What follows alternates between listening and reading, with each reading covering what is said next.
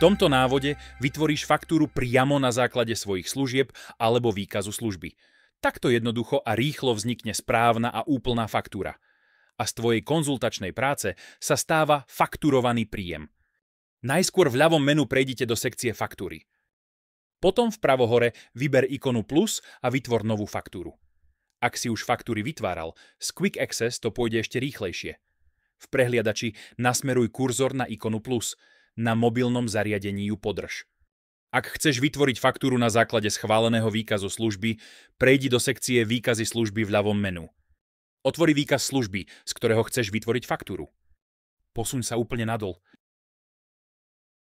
Vyber možnosť Vytvoriť faktúru. Pomocou náhľadu si môžeš skontrolovať služby, ktoré si ty a tvoj tím v danom období poskytli. Potom sa vráť k svojej faktúre. Uprav dátum a dátum splatnosti, ak chceš.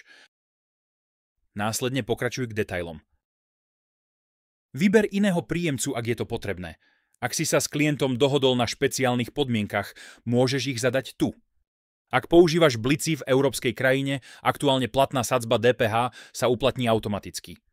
Rozhodni sa, či chceš faktúru podpísať. Použij náhľad na kontrolu dokumentu. Ako nastaviť logo, firemné údaje a podpis sa dozvieš v samostatnom návode. Faktúru môžeš uložiť a pokračovať neskôr, alebo zvoliť obálku a odoslať ju priamo klientovi.